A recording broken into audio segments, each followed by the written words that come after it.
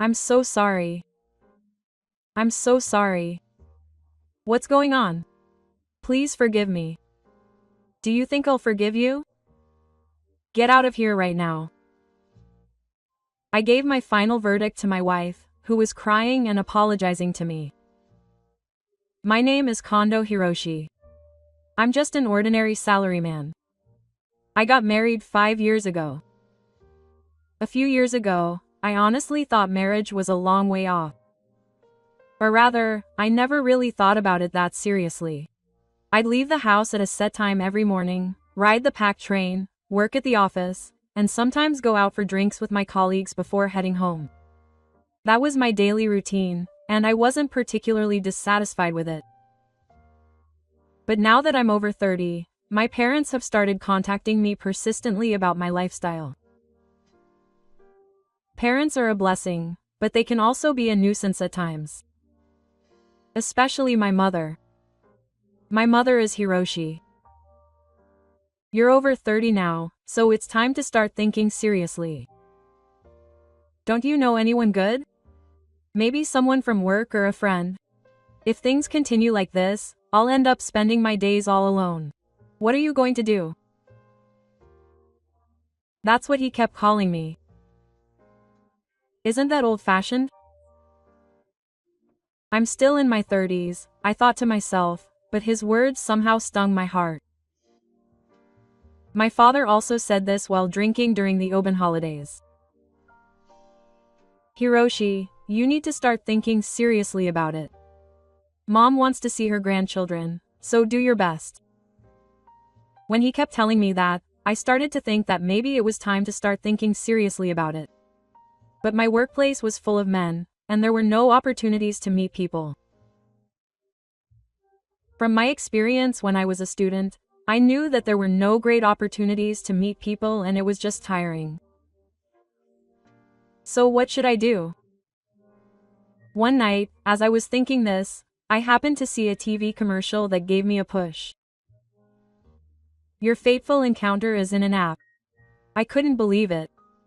But I was just a little curious. That's how I met Hitomi. The first week after I registered on the app was tough. I looked at a lot of people's profiles, hit the like button, and occasionally matched with them and exchanged messages. But it was quite difficult.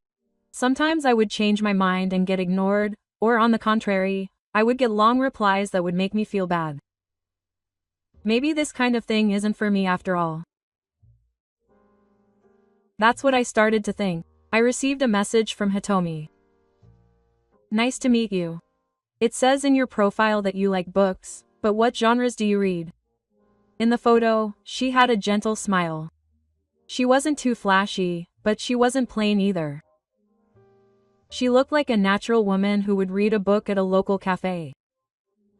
I replied right away, and that's how we started communicating. Our initial conversation was awkward but fun.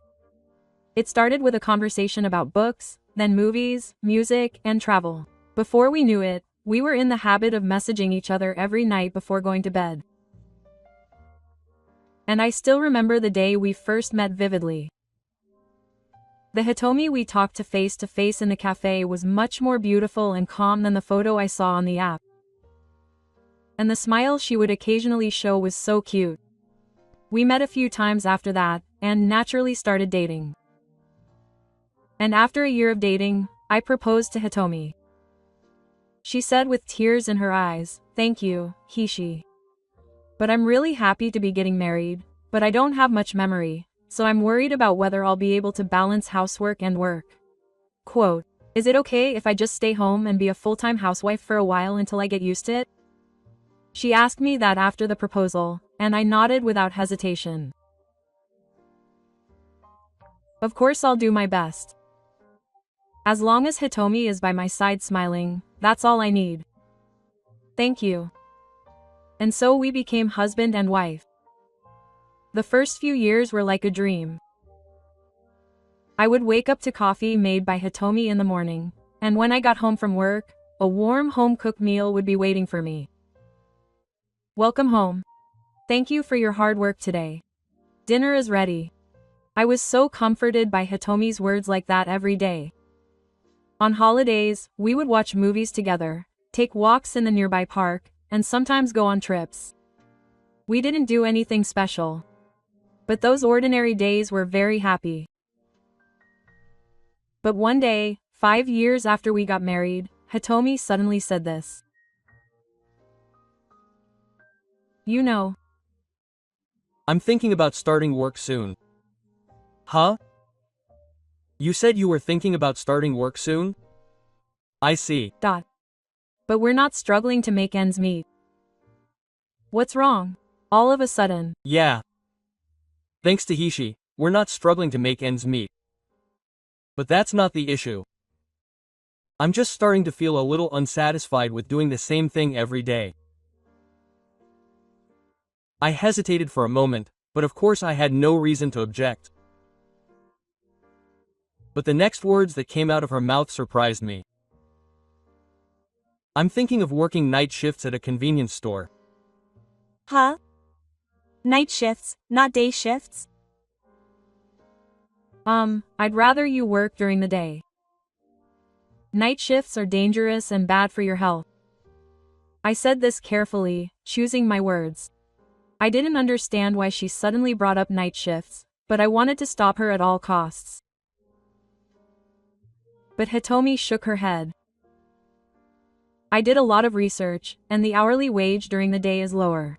I thought night shifts would be better because I could earn money more efficiently and finish in less time. But I'm worried. Besides, I don't think you need to worry about the hourly wage that much. It's okay.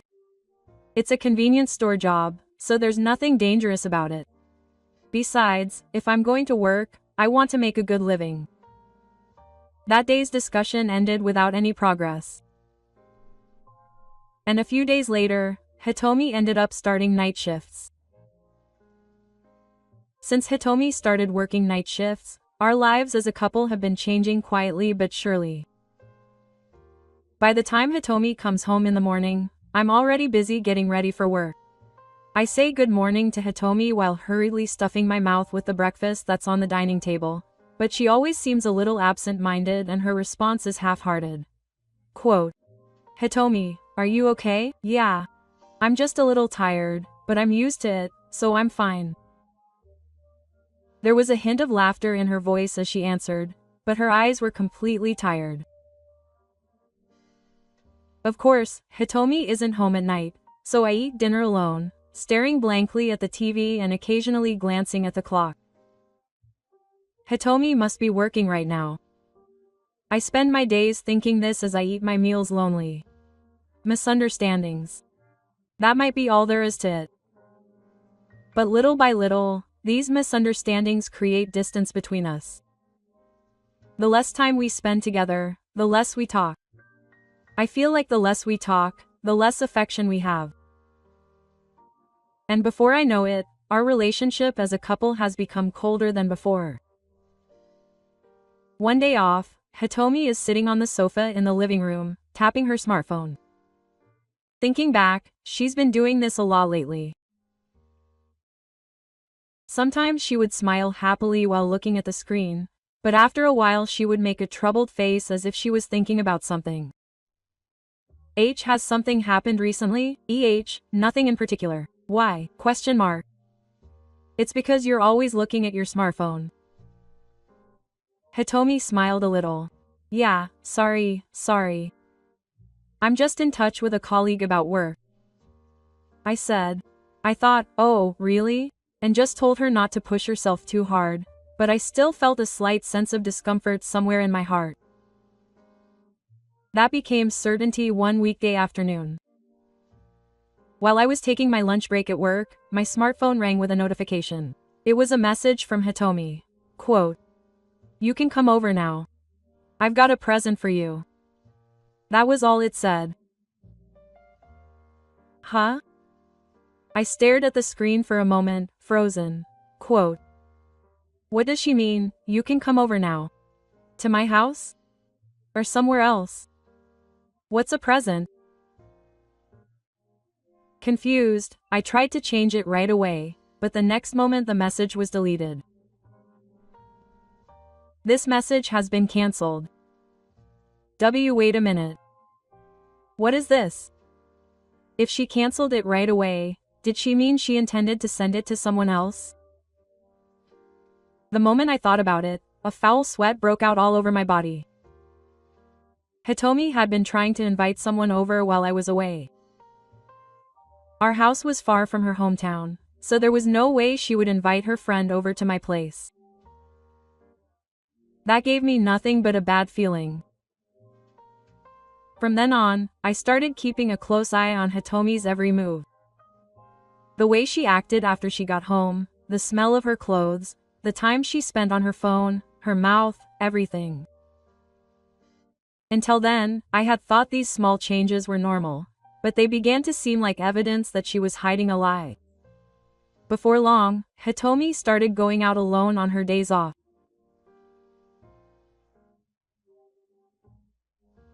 She said she felt like taking a walk by herself, but when I asked her where she had been, she would only give vague answers like she had just been walking or had been resting in the park. Of course, I had no proof, but I couldn't help but feel a tingling sensation deep in my chest.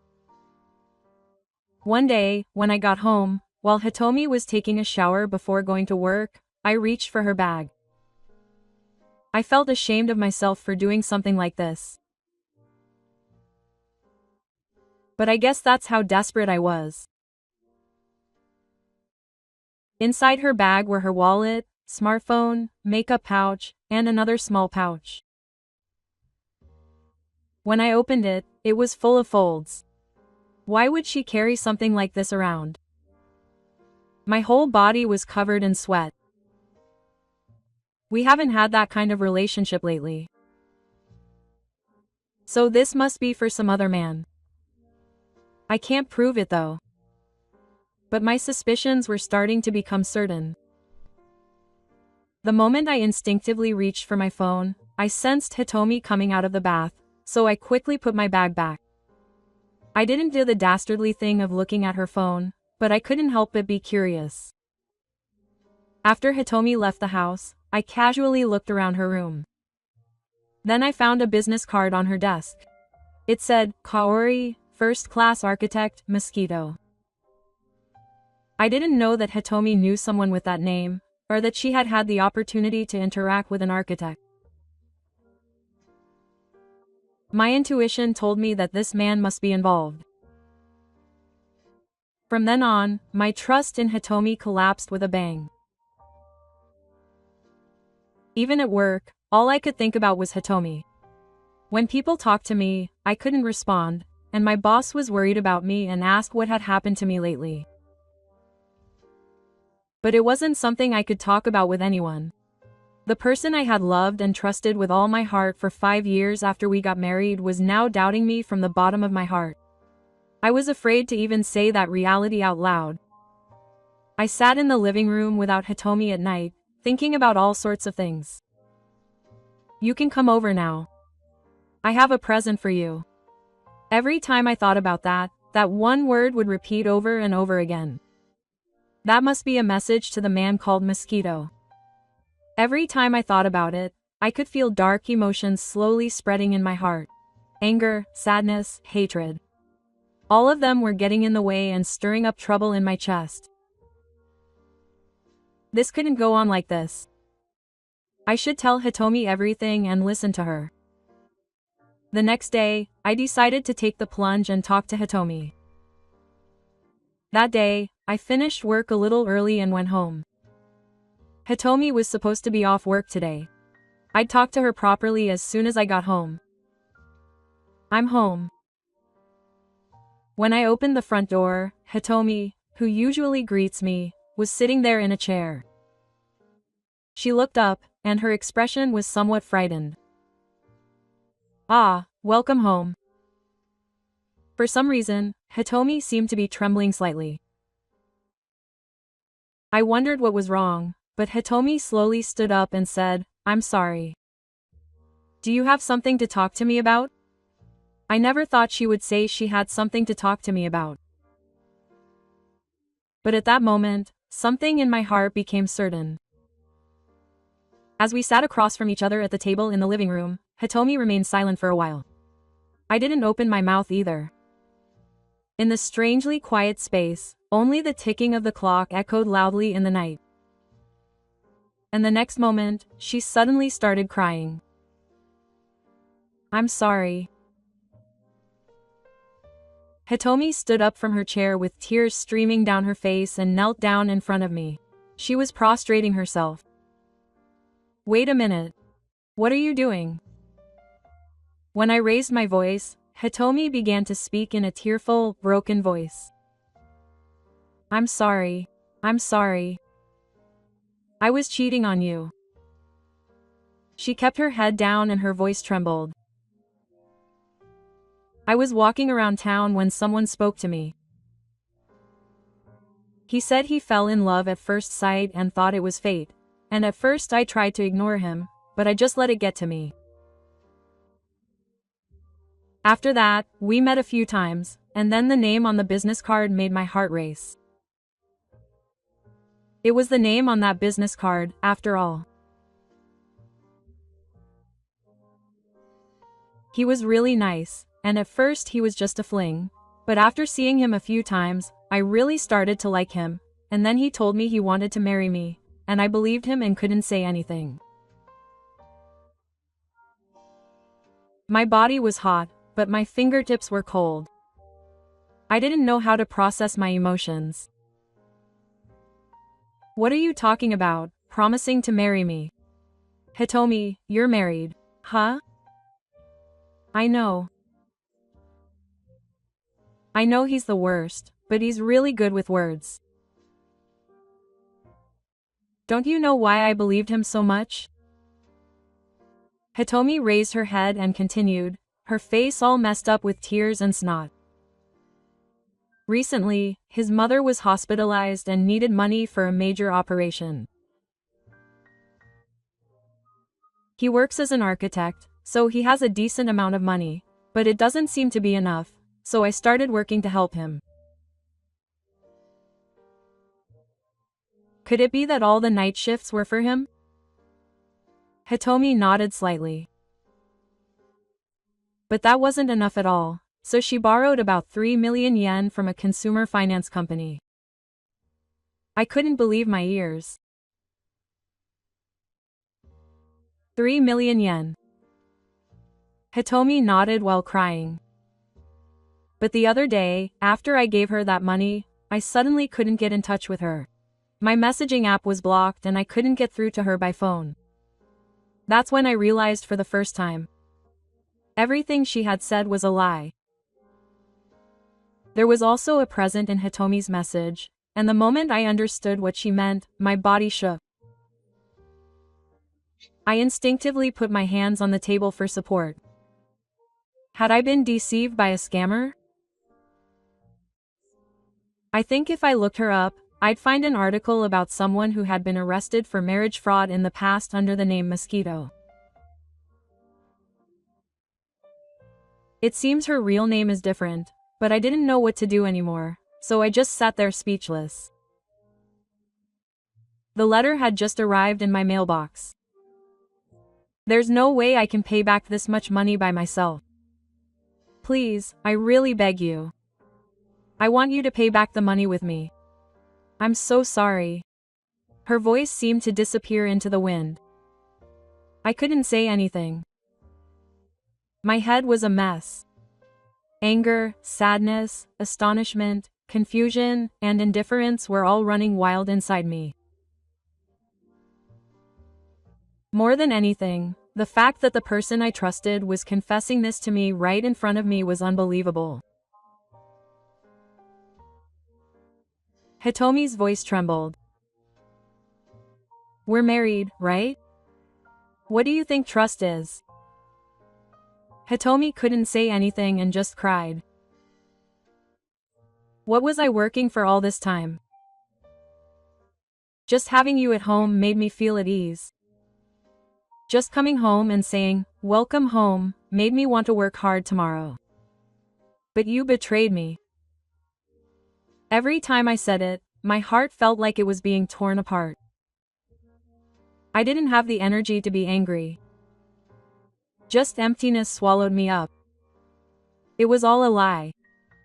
Hitomi kept saying she was sorry over and over again. But those words never reached my heart. Hitomi, let's get a divorce. It felt so natural for those words to come out of my mouth. Hitomi was kneeling on the floor, trembling with her face, but seeing her like that, no one else could feel the same way. On the contrary, it only added fuel to the fire of my anger. Wait, please, Hiroshi, let's talk. Am I really sorry? I coldly shook off her hand as she clung to me, crying. I was sorry. I was trying to be with another man. And then you go into debt of 3 million yen and you still want to get away with just a word of remorse? No? You were deceived? I'm a victim too. I know I was deceived by that guy. But it was your own decision to betray me. My love was surprisingly cold, even to me. Not a yell or a stab, just a quiet stab. Get out. Now. I have no intention of living under the same roof as someone like you. Huh? Get out. Right now. Pack your things and leave now. Leave your keys behind. I never want to see your face again. Hitomi looked as if she had been sentenced to death. Even so, I couldn't bring myself to show her mercy. This is reality. I brought this upon myself. There's no way I could ever take responsibility for it. After pushing her way for a while, Hitomi finally left the house, crying and dragging a suitcase. I let out a deep breath as I watched her back. It's over. That's all I thought. The house was surprisingly quiet now that Hitomi had disappeared. But strangely, I didn't feel lonely. Rather, I felt a sense of clarity, as if the fog that had been hanging over my heart for a long time had cleared. The next day, I consulted a lawyer and formally began the divorce proceedings. I also made a proper claim for alimony. When the lawyer went to deliver the notice, Hitomi's face seemed pale, but there was no room for resistance. I will pay. Little by little, I will pay. That's what she apparently said. In addition to the 3 million yen in debt from the consumer finance company, there was 1 million yen in alimony. A total of 4 million yen. It must have been a hellish amount for her. But that was the outcome of the path she had chosen. After a while, the name of a man named Mosquito appeared in the news. Kaori, his real name was Kato Kazu. It seems he had been re-arrested for fraud. His method was a typical marriage scheme, approaching women, hinting at marriage, extracting money, and disappearing. It seems he was arrested while trying to lure Hitomi's next target. When I saw the news report, I honestly thought, look at this. Hitomi must have learned from experience that when you betray someone, nothing but a future worth nothing awaits you. A few weeks later, I heard rumors about Hitomi. A mutual acquaintance happened to see Hitomi. Her makeup was faded, her hair was disheveled, her clothes were all messy, and she had lost all of her former elegance. She was a completely different person. She looked as if her soul had left her body. To be honest, I was a little sad. But that only lasted for a moment. Everything was the path I had chosen. She was the one who betrayed me. She was betrayed by the man who trampled on my life and chose her, and she was left in debt, and yet she still asked me for help. It was too much. One day, I received a message from Hitomi. I'm sorry. I'm not saying I want to start over. Just wait for the compensation payment. If I work 2 more days, I'll be able to transfer this month's payment. Just a little more, please. I left it to my lawyer to handle the matter, and didn't reply to the message. I didn't even mark it as read. Later, I heard from the lawyer that Hitomi had recently been fired from her part-time job at a convenience store and was now working as a day laborer cleaning. Without a guarantor, no real estate agent would rent him a room, so he lives in internet cafes or at the homes of acquaintances. He also receives daily bills from consumer finance companies, is on the verge of canceling his smartphone contract, and there have been days when the electricity has gone out. It's an unimaginable lifestyle, but she's now disappeared from my life. I have no intention of being there for her or lending her a helping hand. I've been steadily climbing the corporate ladder while watching my ex-wife's miserable life. I've been given a project as a leader in the new department I've been transferred to. When a subordinate told me, "Mr. Kondo, your face has changed recently. You seem reliable," I laughed a little. After all, I've overcome that ordeal.